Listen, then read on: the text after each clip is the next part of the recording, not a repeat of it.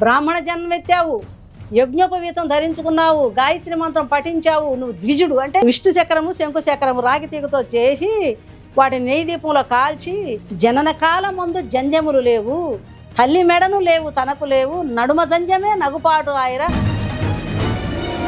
నా మైండ్లో ఉంది కదా, కృతయుగం, త్రేతాయుగం, ద్వాపార యుగం, కలియుగం అని ఇన్ని యుగాలని చెప్పి చెబుతున్నారు కదా. యేసుమతం వచ్చేంత 2000 సంవత్సరాలే అంటున్నా. కనక మృగము భువిని కద్దు లేదనక, సతిని విడిచి సనియ దాశరథి బుద్ధి లేనివాడుగాక. మరి రాముడిని దేవుడిగా పూజించిన దాన్ని ఒక్కసారి యేసుని దేవుడు అనాలంటే అంత సామాన్యమైన విషయం కాదు. కారణం ఏంటంటే మన జన్మకు కారకుడు ఒక్కడే కదా తండ్రి. అలాగే సృష్టికర్త అయిన వాడు ఒక్కడే అని అందరూ చెబుతారు. ఆ ఒక్కడనే కాడ వచ్చేటప్పుడే పాయింట్.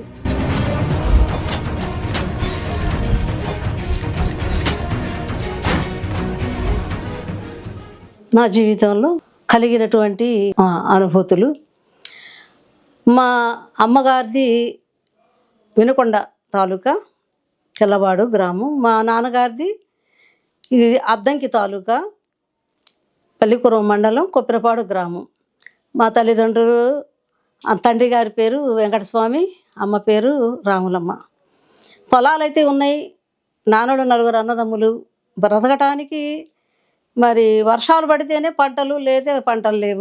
రేపల్లె యొక్క పట్టణానికి వలస వెళ్ళి అక్కడ వాళ్ళు స్థిరంగా ఉన్నప్పుడు మేము అక్కడ 4 ఆడపిల్లలం పుట్టాం. నాన్నగారికి 4లో నేనే పెద్దదాన్ని. నా పేరు అంజమ్మ. తర్వాత 2వ అమ్మాయి వెంకటరత్నం, 3వ అమ్మాయి పేరు ధనలక్ష్మి, 4వ అమ్మాయి పేరు కృష్ణవేణి. అయితే మా జీవితంలో అమ్మతోటి అనుభవాలు చాలా తక్కువ. 12 ఏళ్ల వయసులో అమ్మగారికి జబ్బు చేసి చనిపోవటం జరిగింది. చాలా వేదనకరమైన విషయం ఇది చాలా. అయితే అమ్మ చాలా మంచి జ్ఞానవంతురాలు. చదువు అయితే లేదు కానీ చాలా జ్ఞానవంతురాలు. నాన్న చదువుకున్నాడు. నాన్నగారు మరి మేము నాయ బ్రాహ్మణ్స్ కనుక సేవింగ్ చేస్తూ ఉండేవాడు నాన్న. ఆ సేవింగ్ చేసేటప్పుడు సంపాదించిన డబ్బులు తెచ్చి ఇంట్లో ఇస్తే ఇక ఇల్లు మంచి చెడు అంతా అమ్మే జరిపేది. కష్టం అంటే ఏంటో తెలియకుండా మరి 10 ఏళ్ల వయసు వరకు ఏమి తెలియదు. నేను 4వ తరగతి వరకు చదువుకున్నాను. చదువుతున్న టైంలోనే అమ్మగారికి జబ్బు చేయటం వల్ల నా చదువు ఆగిపోయింది. తర్వాత 1969లో అమ్మగారు చనిపోవడం జరిగింది. అప్పుడు నా వయసు 12, నా 2వ చెల్లి 10, 3వ చెల్లి 8, 4వ చెల్లి 6 సంవత్సరాలు. తర్వాత అన్ని కర్మకాండలన్నీ ఎల్లబుచ్చుకొని రేపల్లి చేరిన తర్వాత ఒకసారి నా చెల్లి 4వ చెల్లి అమ్మేదక్క, అమ్మేది, అమ్మ కావాలి నాకు అని అడిగినప్పుడు నాకు చాలా దుఃఖం వచ్చింది. అవును, చనిపోయిన వాళ్ళందరూ ఎక్కడికి వెళ్ళిపోతున్నారు. చనిపోవడం అంటే ఏదో అమ్మ ద్వారా. అంతకంటే ముందు ఒక 5-6 నెలల క్రితం మా తాతగారు చనిపోయినా అంత బాధ కలగలేదు. కానీ నాకు మా అమ్మ చనిపోయినప్పుడు మా చెల్లి నన్ను ఆ మాట అడిగినప్పుడు నాకు హృదయంలో ఎక్కడ లేని గాయం, ఆవేదన, దుఃఖం అన్నమాట.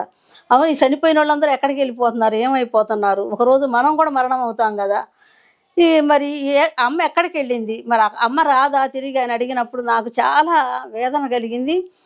అప్పుడు మేము ఆ రేపల్లెలో రైలుపేటలో ఉన్నాము. అక్కడ దగ్గరలో అన్ని పొలాలు, అన్ని మాగాణి అనమాట. ఆ మాగాణికి కొంచెం దగ్గరలో ఒక ఇల్లు, పూరిల్లు, అది అద్దెకి తీసుకొని అక్కడ ఉన్నాం అనమాట.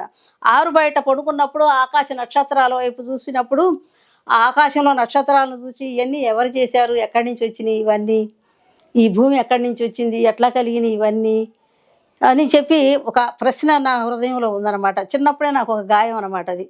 అమ్మ చనిపోవటమే నాకు భయంకరమైన వేదన, దుఃఖము, బాధ. ఆ చెల్లెళ్ళని ఇక వాళ్ళని నేను ఇక అప్పటి నుంచి కూడా ఇక చదువు పోయింది. వాళ్ళకి వండటం, పెట్టడం, చేయటం జరుగుతూ వచ్చింది. ఎటు మాకు పొలాలు అవి ఉన్నాయి కదా ఇక్కడ కొప్పరిపాడు గ్రామంలో. అప్పటికి నాగార్జున సాగర్ ఇక ప్రారంభోత్సవం అయింది. ఇక పంట వర్ష నీళ్ళు వచ్చినాయి అంటే మనకి పంటలు సమృద్ధి పండుతాయని పొలాలు ఉన్నాయి కాబట్టి మళ్ళీ వెళ్ళిపోదాం అనుకొని ఇక అప్పుడు మేము 12 ఏళ్ల వయసులో ఇక్కడ మళ్ళీ కొప్పరిపాడు గ్రామం వచ్చాం. ఇంకా మా నాన్నగారు సేవింగ్ చేసే ఆ స్థలంలో అక్కడ బుక్ స్టాల్ ఉండేది. ఆ బుక్ స్టాల్ నుంచి రామాయణము, భారతము, భగవద్గీత, మరి బుద్ధుని చరిత్ర, కృష్ణ గారడి అని ఇలాంటి గ్రంథాలన్నీ. అంతేకాకుండా మా నాన్నగారు మేమున్న పొరుగు అంతా బ్రాహ్మణ పొరుగు రేపల్లిలో. వాళ్ళు మా నాన్న సేవింగ్కి పిలిచినప్పుడు వెళ్తే వాళ్ళు మా నాన్నగారికి భగవద్గీత, పిల్లల బొమ్మల భారతం అని తిరుపతి వెంకటేశ్వర్ల కవులు రాసినటువంటి గ్రంథం అనమాట.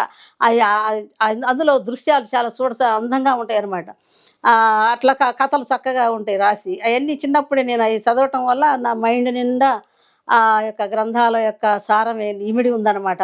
అంతేకాకుండా నేను రామాయణం చదివినప్పుడు రాముడు ఏకపత్ని వ్రతుడు, సత్యవాక్య పరిపాలకుడు, మరి మనుషులను కన్నబిడ్డలాగా పరిపాలన చేశాడు, అన్నదమ్ములను ప్రేమించాడు.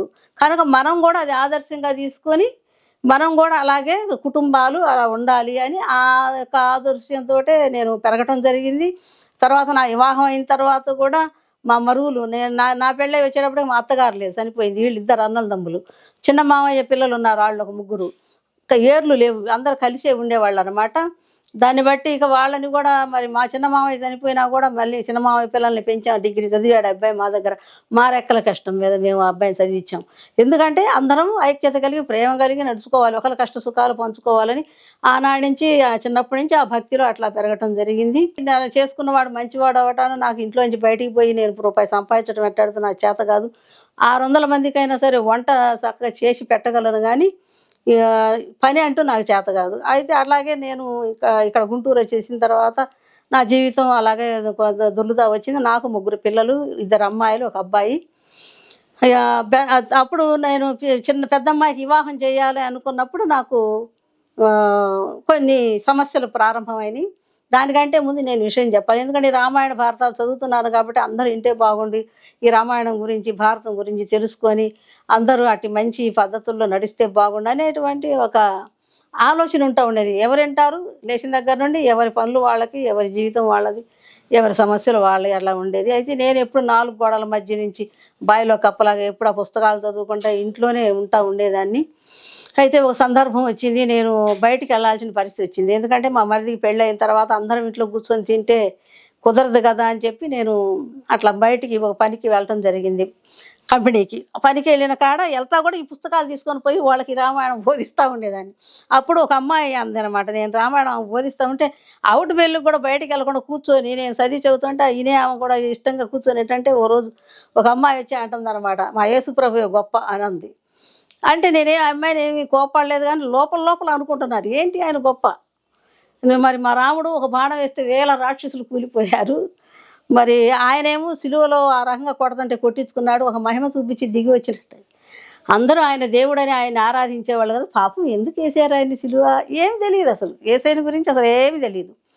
ఎందుకు వేసారు ఆయన సిలువ అని చెప్పని, పాపం ఎందుకు వేసారు అని నేను పాపం తలుపుతున్నా ఆయన్ని, ఎందుకు వేసారో పాపం అన్నాను. అది దాదాపు 91, 92 నాకు అది అక్కడ గుర్తులేదు కానీ 92 కావచ్చు.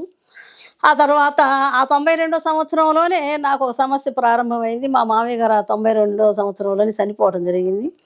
మా అత్తగారిది దర్శి దగ్గర బొట్లపాలెం అయితే అక్కడే కాస్త కూస్త పొలాలు ఇల్లు ఉన్నాయి కాబట్టి అక్కడికి వెళ్ళి ఆ కర్మకాండలన్నీ ఎల్లబుచ్చుకున్న తర్వాత అమ్మాయికి వివాహం చేద్దాం అనుకుంటున్నాము. అప్పటికి అమ్మాయికి 19 ఏళ్ళు వచ్చినాయి. మరి ఏదనుకున్నా ముందుకు రాలేదు అని బాగా అప్పుడు మాకు ఈ యొక్క జాతకాలు పిచ్చి బాగుండేది. ఈ అమ్మాయి పుట్టిన నక్షత్రాన్ని జాతకాన్ని అక్కడ ఒక ఋషిలాగే ఉన్నాడు, అతను యవనస్తుడే, బాగా కొప్పు గిప్పు పెట్టి మరి ఒక మునిలాగా ఉన్నాడు. ఆయన చూసి చెబుతాడు ఏదేంటి సమస్య అని చెబితే అక్కడికి వెళ్తే ఆ అమ్మాయికి నవగ్రహ దోషం ఉంది, మీరు 40 రోజులు నవగ్రహాలు చుట్టి అమ్మాయి తిరిగి కాకులకి బెల్లము నువ్వులు తొక్కిన అది పెడితే ఆ దోషం పోద్ది, మీరు తర్వాత పూజ 40 రోజులు అయిపోయిన తర్వాత పూజ చేయించండి నవగ్రహాలుగా అని చెప్పారు. అదే ప్రకారంగా 40 రోజులు అమ్మాయి ఉదయ సాయంత్రాలు అట్లా స్నానాలు చేసి వెళ్ళి ఇక్కడ ఏటగ్రహారం గుంటూరు అని చెప్పాను కదా, ఏటగ్రహారంలో గుడి ఉంటే అక్కడ నవగ్రహాల చుట్టూ తిరగటం, ఆ కార్యక్రమాలన్నీ జరగడం జరిగింది. సహస్రనామ పూజలు, నవగ్రహాల పూజలు అన్నీ 40 రోజులు అన్నీ బ్రాహ్మడు చెప్పిన ప్రకారం అన్నీ చెల్లించి చేసి వచ్చాము. వచ్చిన తర్వాతనే పిల్లకు ఒక రోజు 180 రక్తం పడింది. హాస్పిటల్కి తీసుకెళ్తే అమ్మాయికి టీబీ వచ్చిందని చెప్పారు.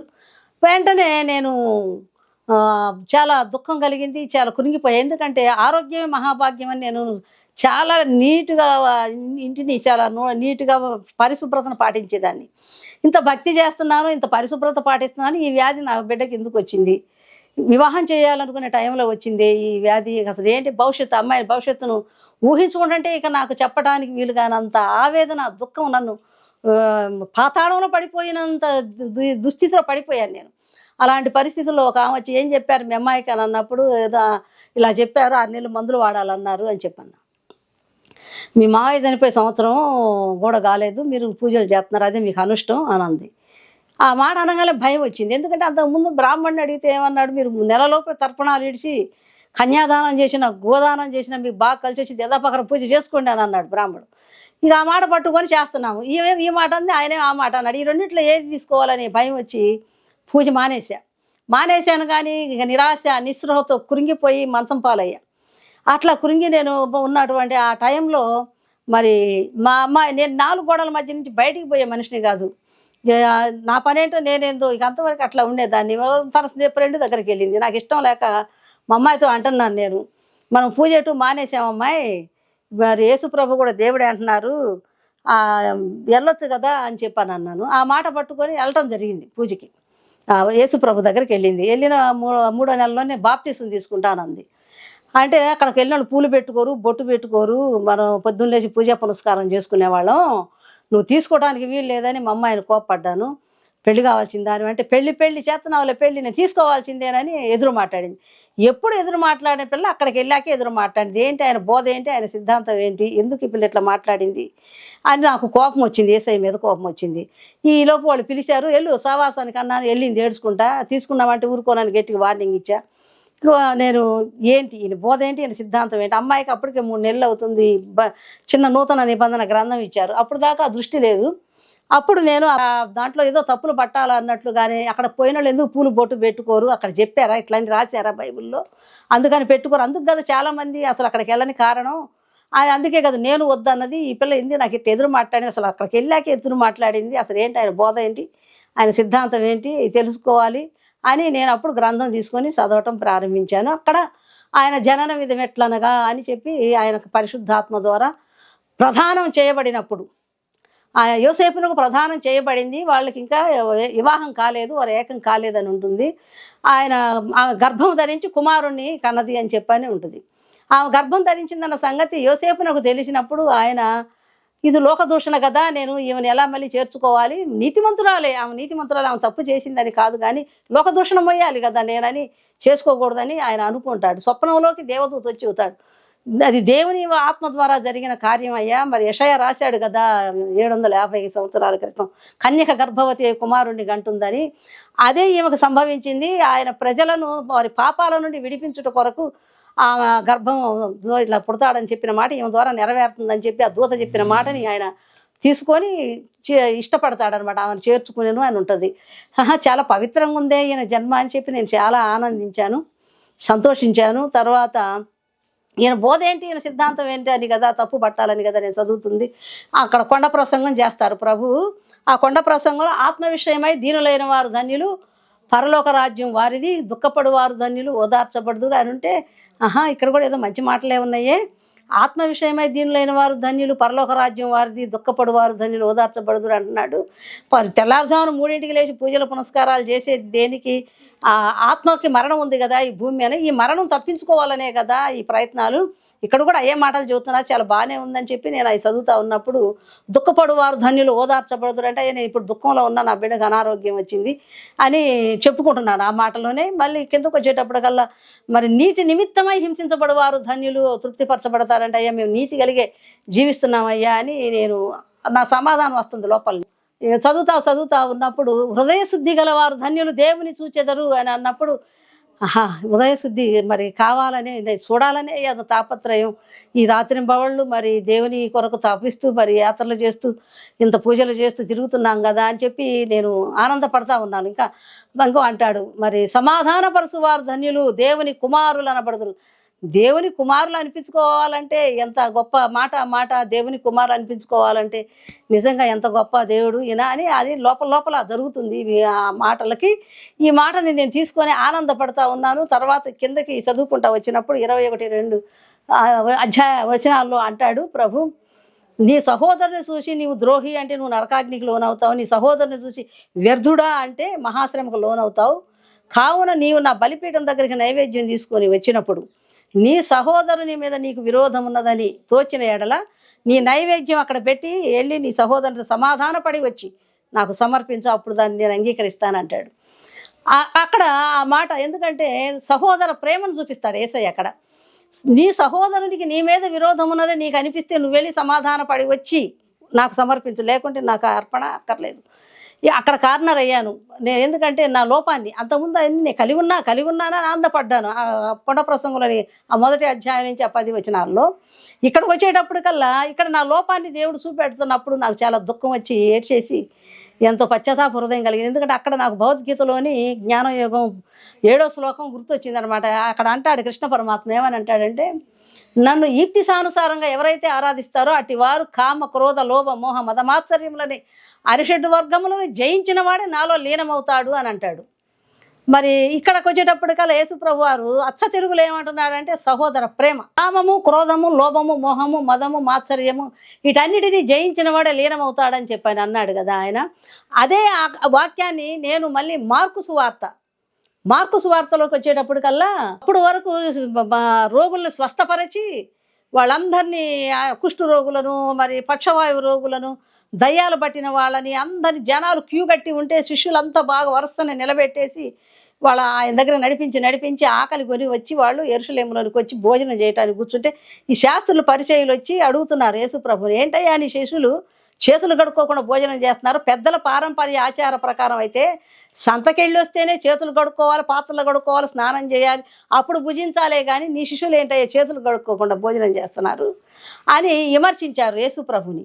అప్పుడు ప్రభువారు ఒక మాట అంటారు, ఈ మనుషులు పెద్దల పారంపర్యాచారాలే దైవోపదేశాలని చెప్పి దేవుని మాట నిరర్ధకం చేస్తున్నారని చెప్పి ఆ యెషయా రాసింది మిమ్మల్ని గురించి సరియే అని, మీ లోనికి పోయినది ఏది మిమ్మల్ని అపవిత్రపరచలేదు కానీ మీ లోపల నుండి వచ్చే మిమ్మల్ని అపవిత్రపరుస్తున్నాయి అని చెప్పని అంటాడు అక్కడ. అనగానే అని ప్రభు అక్కడ మాట చెప్పేసి మీ తల్లిదండ్రులను సన్మానించండి అని చెప్పాడు యేసయ్య. మరి తల్లిదండ్రులు సన్మానించేది లేదు, వాళ్ళు ఆకలి కొని ఉంటే వాళ్ళకి నీకున్నదే ఒక పచ్చడి మెతుకులే పెట్టు, నేనే మాంసాహారం తెచ్చి పెట్టమల్లా. కానీ దైవార్పితం లక్షలు ఖర్చు పెట్టేసి దేవుళ్ళకి ఎంతైనా ఖర్చు పెడతారు, తల్లిదండ్రులకు వచ్చేటప్పటికల్లా చూసే పరిస్థితులు లేవు అని అక్కడ యేసు ప్రభు వారు ఆ సందర్భాన్ని హెచ్చరించి బస చేసిన స్థలానికి వెళ్ళినప్పుడు అక్కడ శిష్యులు మళ్ళీ అడిగారు ప్రభువుని, ప్రభువా అక్కడ నువ్వేంటి మీ లోనికి పోయిన ఏది మిమ్మల్ని అపవిత్రపరచలే, మీ లోపల నుండి వచ్చే మిమ్మల్ని అపవిత్రపరుస్తున్నాయి అన్నావు, ఏంటి అవి అని అడిగితే, మీరు కూడా ఇంత అవివేకంగా ఉన్నారా? మీ లోపల నుండి అనగా అక్కడ చెబుతాడనమాట ఈ మాటలు. ఈ మాటలేనండి నన్ను రక్షించింది ప్రభులోనికి. మనుషుని లోపల నుండి వెళ్ళునది అంటే మనుషుని లోపలి నుండి బయలు వెళ్ళునది మనుషులను అపవిత్రపరచదు. లోపల నుండి అనగా మనుషుల హృదయములో నుండి దురాశలను దురాలోచనలను జారత్వములు దొంగతనములు నరహత్యలు వ్యభిచారములు లోభములను చెడుతనమును కృత్రిమమును కామ వికారమును మత్సరమును దేవదూషణయు అహంభావమును అవివేకమును ఇవన్నీ మీలో నుంచే బయలు వెళ్ళి మిమ్మల్ని అపవిత్రపరుస్తున్నాయి అని చెప్పి. ఎందుకంటే నాలో కూడా ఈ శాస్త్రుల తత్వమే ఉన్నది. అప్పుడు ఎందుకంటే కడిగిందే కడగటం తుడిచిందే తుడవటం, అప్పుడు ఇక మనకంటే నిష్ఠగరిష్ఠులు ఇక ఎవరు లేరు అని ఇక ఎదుటి వాళ్ళని ఎంతో సులకనగా చూసే భావం అనమాట. అయితే ఇప్పుడు ఎప్పుడైతే ఈ వాక్యాన్ని నేను చదువుతూ ఉన్నానో, మన లోపలికి పోయేది ఏది కూడా మనల్ని అపవిత్రపరచదు కానీ మన లోపల నుండి వచ్చే మిమ్మల్ని అపవిత్రపరుస్తుంది అని చెప్పినటువంటి మాటకి నేను పూజలు చేసేటప్పుడు స్నానం చేసి తడిగుడ్డ లాంటి చుట్టుకొని వెళ్ళి పంపు దగ్గరికి వెళ్ళి ఒక బిందె నీళ్ళు తెచ్చి ఇక్కడ పెట్టుకొని దేవునికి నైవేద్యం పెట్టాలనుకున్నప్పుడు పిల్లలకి తెలియదు కదా, నేనేదో అట్లా లోపలికి వెళ్ళి వచ్చాను, వీళ్ళు చెంబు ముట్టుకొని నేను దేవునికి పెట్టాలని తెస్తే మీరు తాకారు ఈ నీళ్ళని పారబోసేసి మళ్ళీ వెళ్ళి మళ్ళీ తెచ్చుకొని మళ్ళీ పెట్టే విధానం అనమాట. అంటే ఈ శాస్త్రుల తత్వమే ఇదంతా కూడా.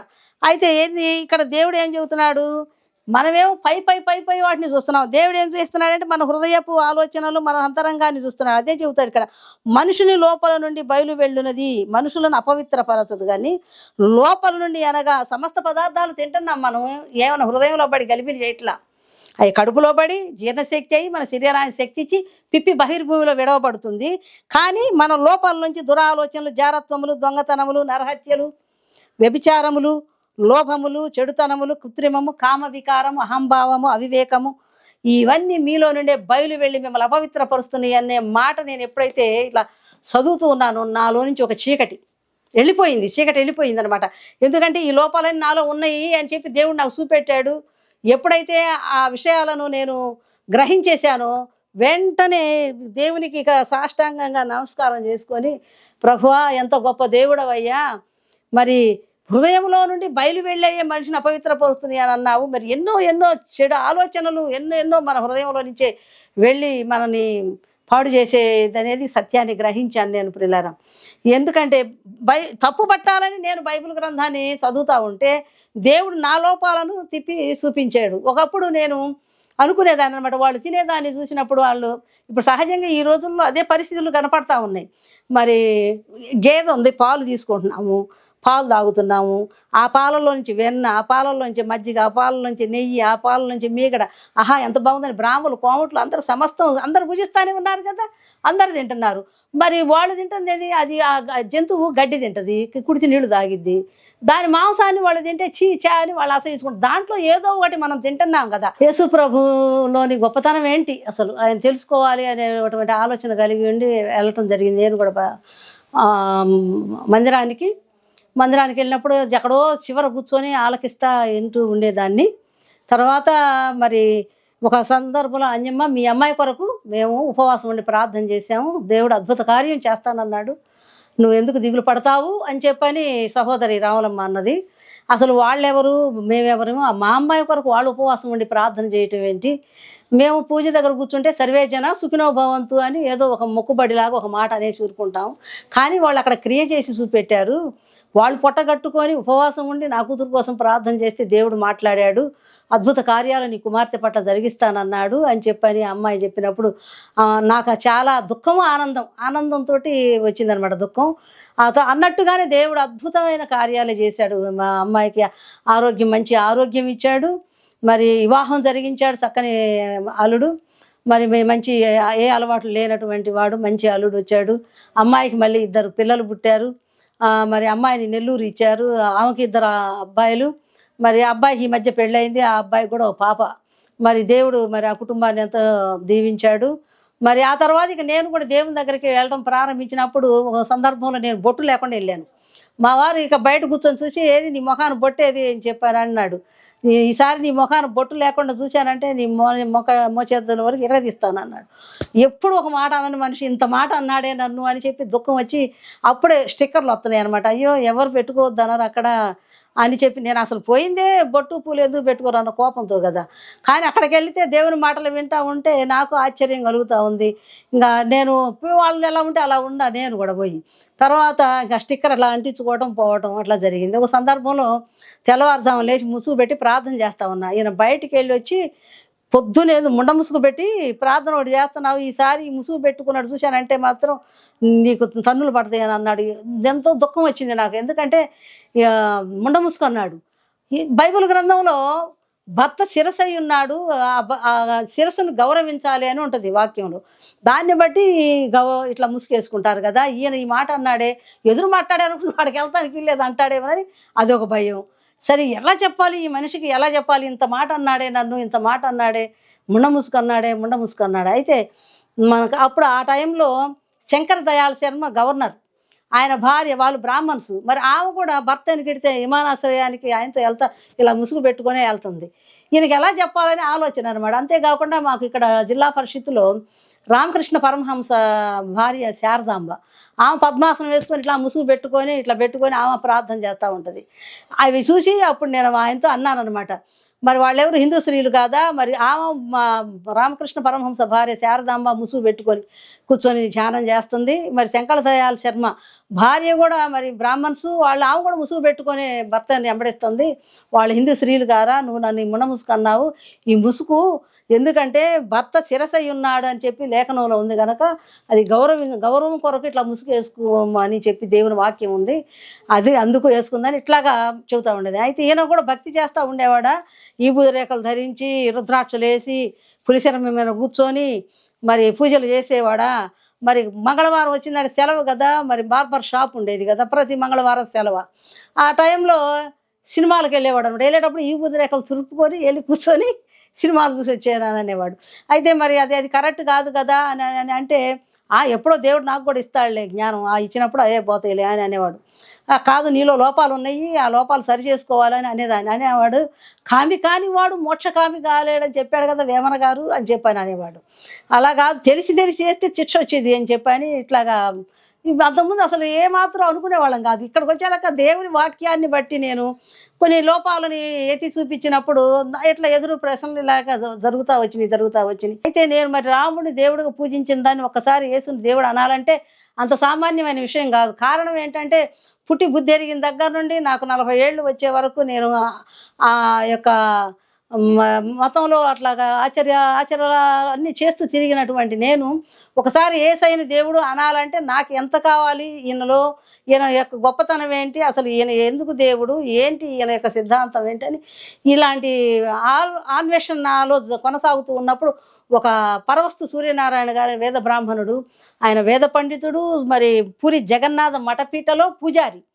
వాళ్ళకేం తక్కువ లేదు, తినడానికి ఉండటానికి ఏ కొరత లేదు ఆయనకి. మరి ఆయన వేదాలన్నీ అభ్యసించాడు, ఉపనిషత్తులు చదివాడు.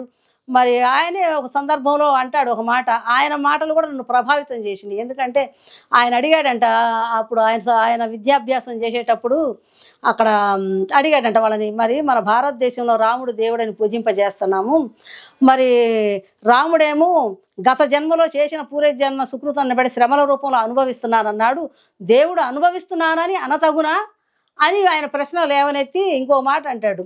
వేమన గారు 13వ శతాబ్దంలో వేమన గారు కనక మృగము భువిని కద్దు లేదనక సతిని విడిచి సనియ దాశరథి బుద్ధి లేనివాడుగాక దేవుడు ఎట్లా ఆయరా విశ్వధాభిరామ వినురవేమ అని నేనంటాం కాదు, వేమన గారు చెబుతున్నారు.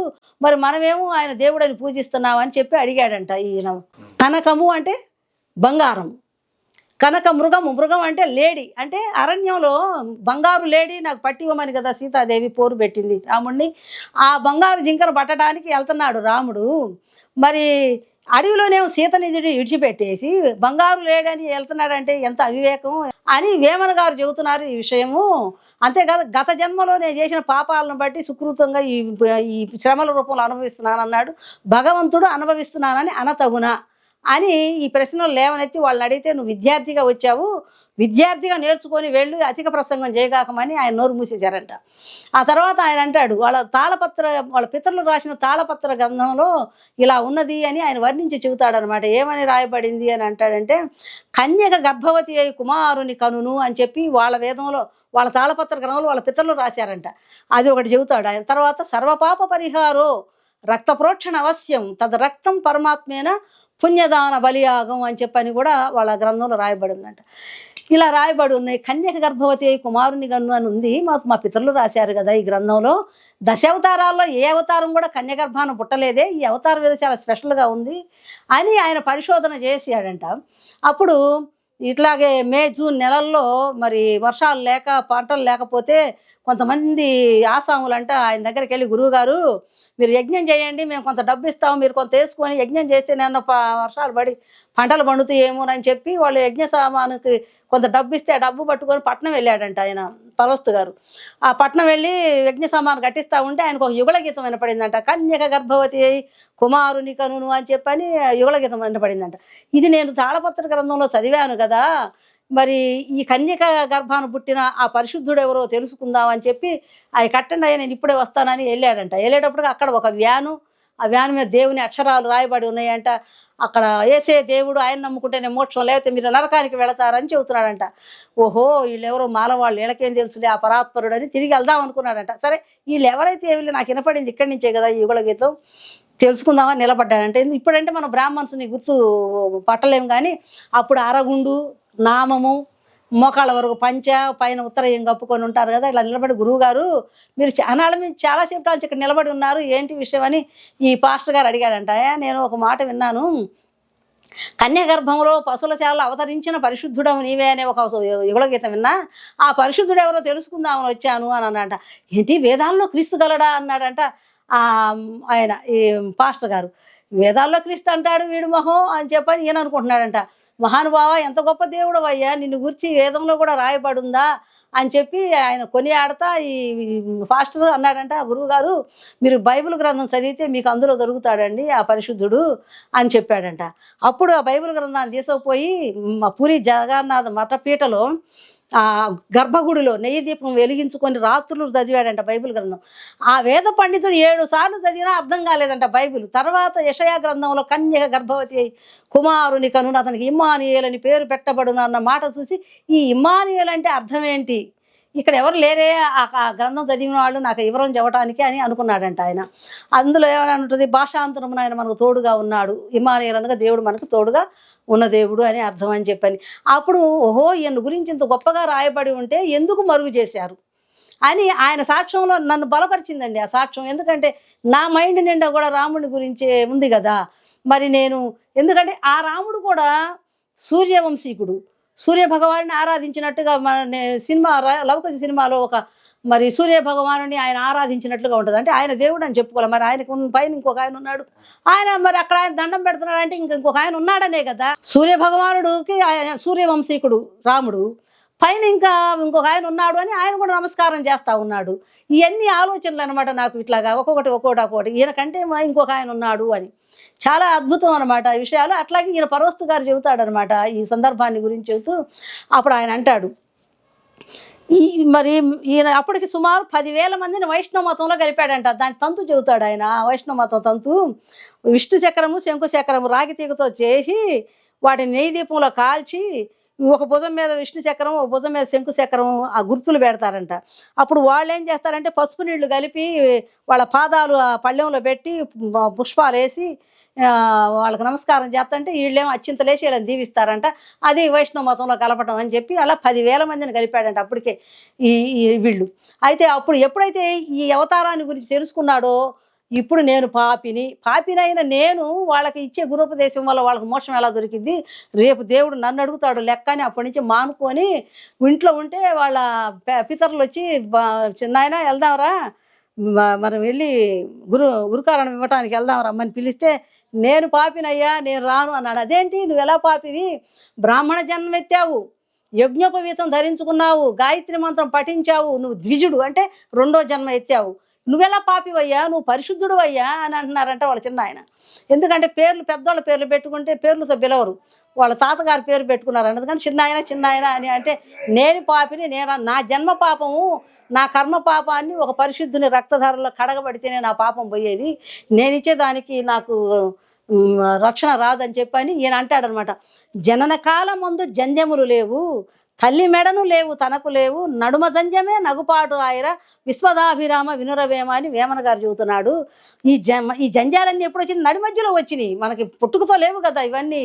మన జన్మ పాపం కర్మ పాపం కావాలంటే పరాత్పరుడు మన పాప పరిహారం కొరకు ఆయన బలి అయి మరి యాగమై యజ్ఞమై తిరిగి లేచిన ఆ రక్తధారంలో కడగబడితేనే మన పాపానికి పరిహారము అని చెప్పని ఆయన ఈ సత్యాన్ని బోధించాడంట ఆనాడు. ఎందుకంటే మనకి సంధ్యావందనం అని చెప్పి ఉదయకాలం మరి రికార్డులు వేస్తుంటారు కదా గుడి మీద. అప్పుడు ఆయన ఆ గ్రంథాల్లోని సారం ఈ గ్రంథాల్లోంచి సారం తీసుకొని అక్కడ చెబుతాడు, అసతో మా సద్గమయ తమసో మా జ్యోతిర్గమయ మృత్యమ్య అమృతంగమయ ఓం శాంతి శాంతి శాంతి అని చెప్పి ఆ మాటకి శ్లోకాన్ని చెబుతాడు. అసతో మా సద్గమయ అంటే అసత్యములో ఉన్నాను దేవా, నన్ను సత్యపదం వైపు నడిపించు. అసతోమ అంటే అసత్యంలో ఉన్నాను, నన్ను సత్యపదం వైపు నడిపించు. తమసోమ అంటే చీకటి, తమసోమ జ్యోతిర్గమయ, నువ్వైతే జ్యోతిర్మయుడు అయ్యా, నేనైతే చీకటిలో ఉన్నాను, నన్ను వెలుగు పదం వైపు నడిపించు దేవా. మృత్యుమ్య అమృతంగమయ, మృత్యువు ఒకటి ఉంది, మరి మరణం ఒకటి ఉంది కదా. ఈ మరణం నుండి జీవంలోకి నడిపించే ఆయన ఒక ఆయన ఉన్నాడు. ఆ జీవాధిపతి అయిన దేవా, నన్ను ఆ జీవంలోనికి నన్ను నడిపించు దేవా అని ఈ శ్లోకంలోని అర్థం ఇది అని చెప్పి ఆయన అచ్చ తెలుగులో చెబుతాడు. మళ్ళీ ఇట్లాగా నేను ఈ పరవస్తు గారి యొక్క సాక్ష్యాలు వింటూ ఆయన నా హృదయంలో ఎప్పటి నుంచో పేరుకొని ఉన్నాయి. దేవుడు ఒక్కడే. ఏమిటంటే ఇప్పుడు మన జన్మకు కారకులు ఎంతమంది ఉంటారు ఆలోచించండి. మన జన్మకు కారకుడు ఒక్కడే కదా తండ్రి. అలాగే సృష్టికర్త అయిన వాడు ఒక్కడే అని అందరూ చెబుతారు. ఆ ఒక్కడనే కాడ వచ్చేటప్పుడే పాయింట్ మిస్ అవుతున్నారు ప్రతి ఒక్కళ్ళు. అక్కడ మరి నేను తండ్రిని అని చెప్పి ప్రభు చెబుతారనమాట. మరి మీ సృష్టికర్తను నేను మీకు భర్తవై ఉన్నాను అంటాడు. ప్రజాపతి అంటే ప్రజాపతి ఆయనైతే మనమేం పిల్లలం, ఆయన దేవుడేమో మనకు తండ్రి, మనమేం పిల్లలం. అది ఆయన ఇచ్చే భావన మనకి.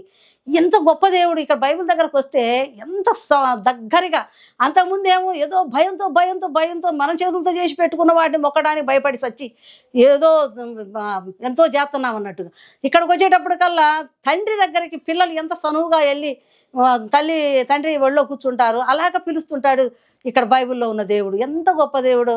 ఆ ఫరోస్తు గారు మరి ఆయన వేద పండితుడు కదా, మరి ఆయనకి ఏం తరుగు, ఏమి లేకుండా ఆయనకి మరి రాజభూములు ఉన్నాయంట, మరి మాన్యాలు ఉంటాయి అన్నమాట, తినటానికి ఏమి తరుగు లేదు.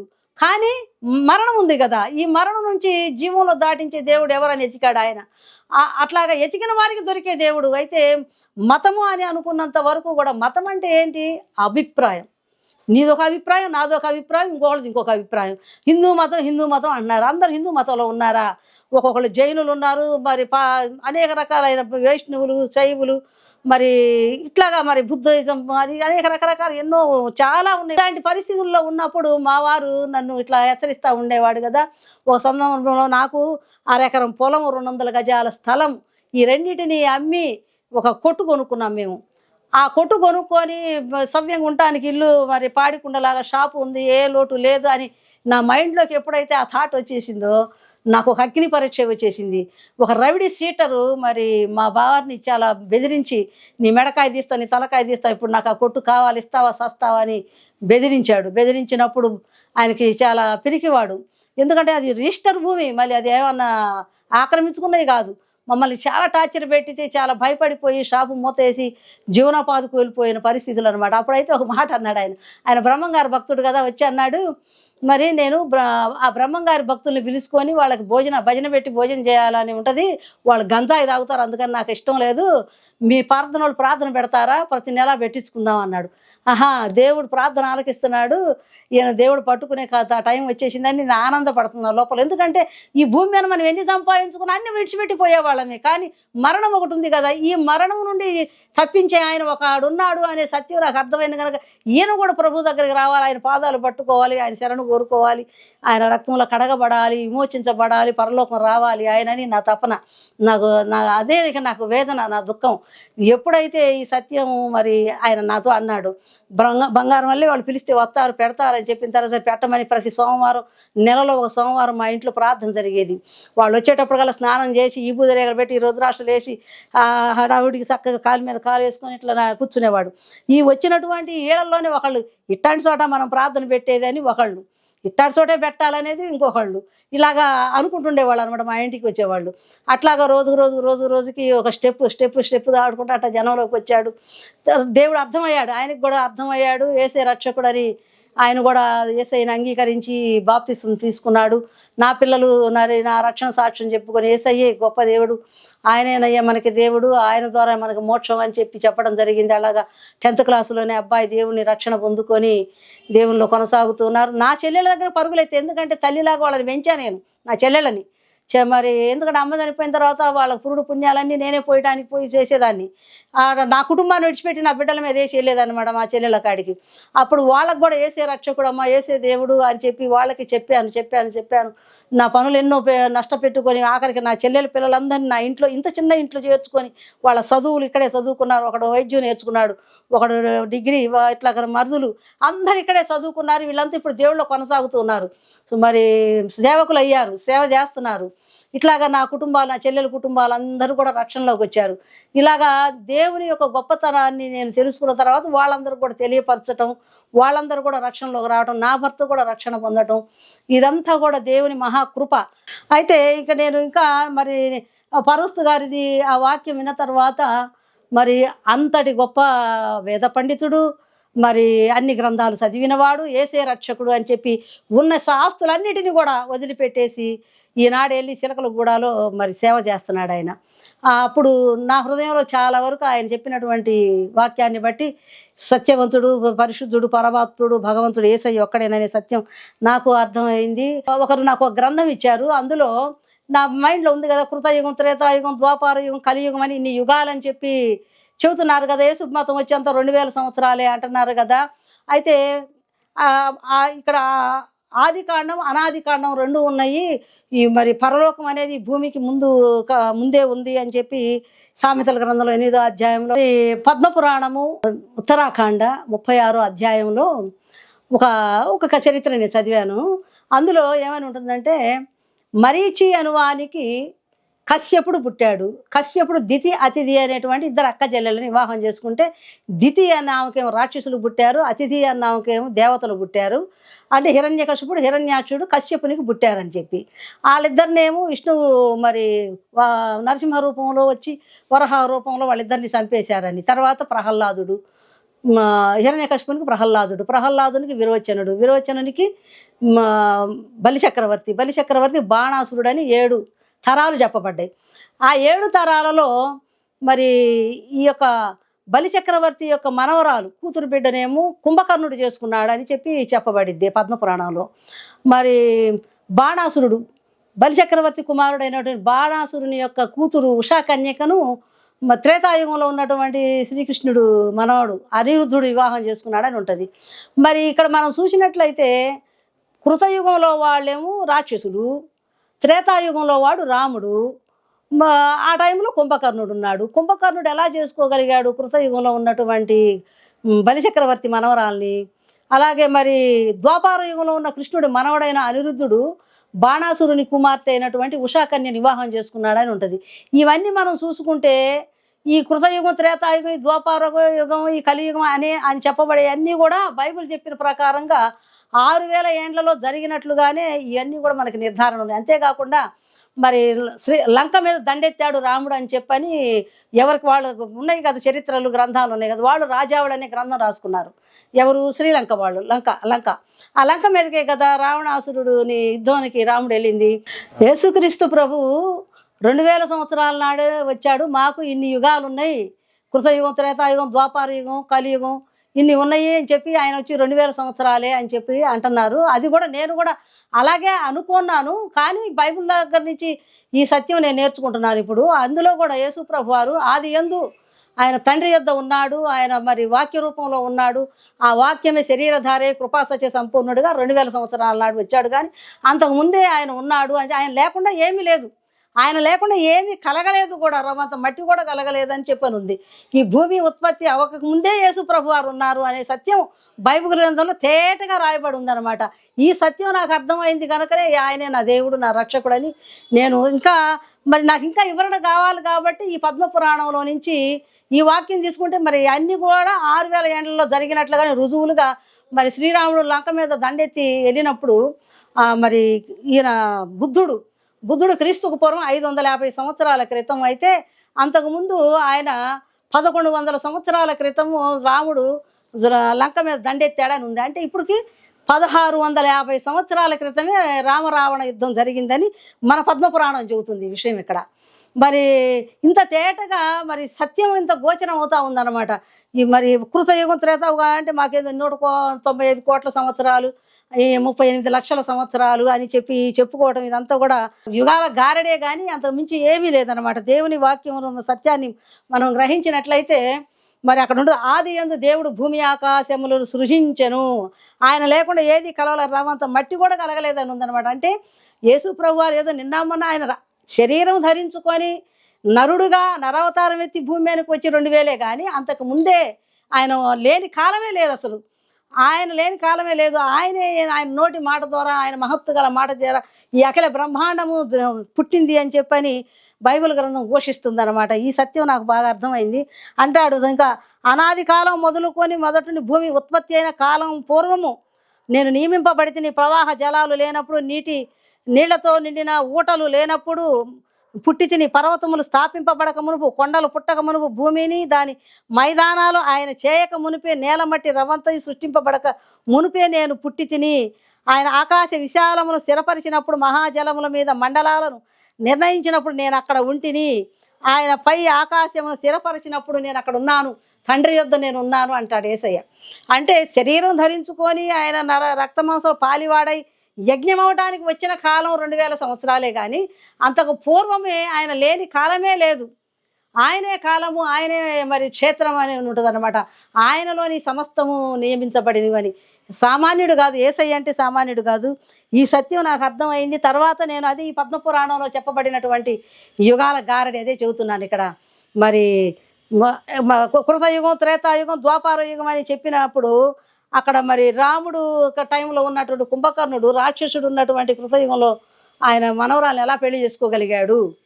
మరి ద్వాపార యుగంలో ఉన్నటువంటి అనిరుద్ధుడు మరి బలిచక్రవర్తి మనవరాలు ఎలా చేసుకోగలిగాడు?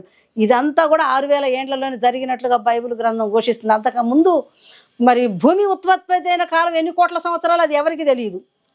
అది మాత్రం ఓకే. కానీ బైబిల్ చెప్పిన ప్రకారంగా ఈ ఈ గ్రంథాలు ఎన్నిటి సారం అంటే ఇప్పుడు మనం ఒక్కళ్ళ దగ్గరే కాదు కదా. ఇప్పుడు దేశం పుట్టిన దగ్గర నుండి ఒక్కొక్కరి దగ్గర ఒక్కొక్కరి చరిత్ర రాసి పెట్టుకున్నారు కదా. ఇప్పుడు మనకుంది రాజ్యాంగం.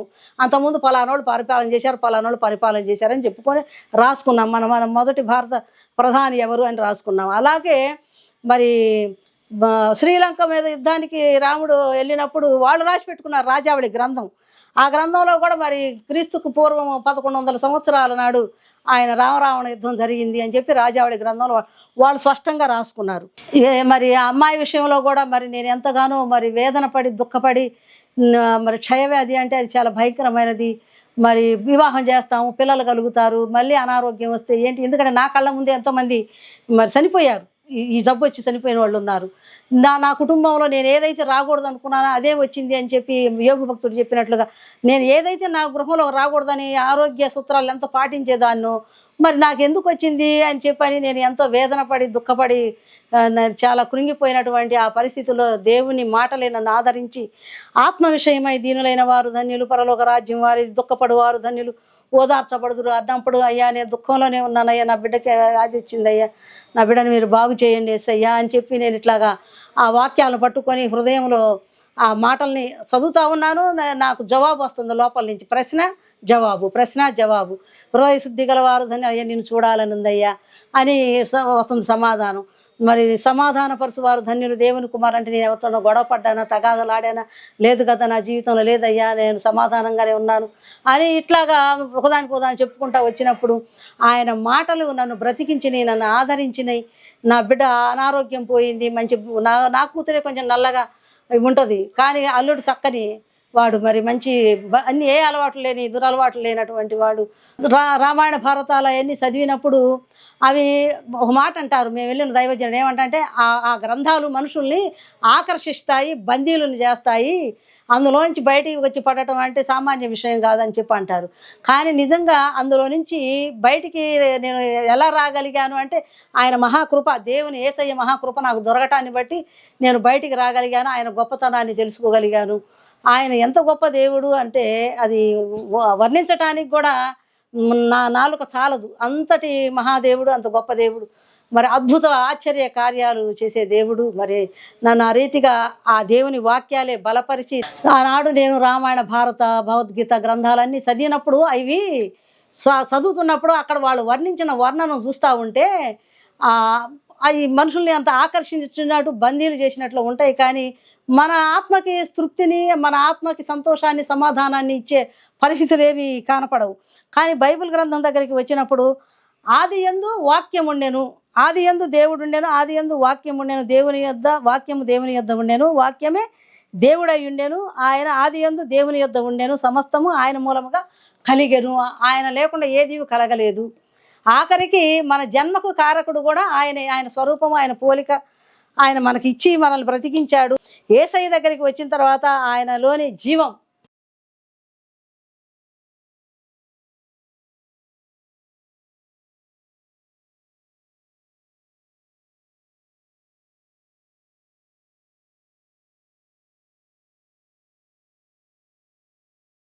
లేని కాలమే లేదు అసలు. దేవుడు అంటే ఆయన ఉన్నవాడు అనువాడు అంతే, ఇక ఆయన లేని కాలమే లేదు. అలాంటి దేవుడు దొరికాడు నాకు. ఆయన లేని కాలమే లేదు. ఈ సమస్తానికి మూలాధారం ఆయనే, సమస్తము కూడా ఆయన నోటి మాట ద్వారానే కలుగును గాక అంటే కలిగినవి గనుక, ఆయన నన్ను సృజించి నన్ను చేసుకున్నాడు గనక ఇప్పుడు ఆయన కుమార్తెనయ్యాను నేను. ఆయన కుమార్తెనయ్యాను గనుక ఇప్పుడు ఆయనతో సదాకాలం యుగయుగాలు ఆయనతో నేను ఉంటానని, ఇప్పుడు మరణ భయాన్ని నా నుండి తొలగించి నాకు జీవాన్ని అనుగ్రహించిన ఆ మహాదేవునికి నేనేమిచ్చి కూడా ఆయన రుణాన్ని తీర్చుకోలేను. ఆయన కృప మరి అలాగే మీ అందరికీ కూడా తోడై ఉండాలని అందరూ తెలుసుకొని, ఇది మతం కాదు, ఇది మోక్షానికి మార్గం. జీవము గల దేవుని తెలుసుకొని అందరూ ఆ సర్వసత్యంలోనికి రావాలని నా ప్రార్థన. దేవుడు మరి ఈ సాక్ష్యమును ఆశీర్వదించును గాక.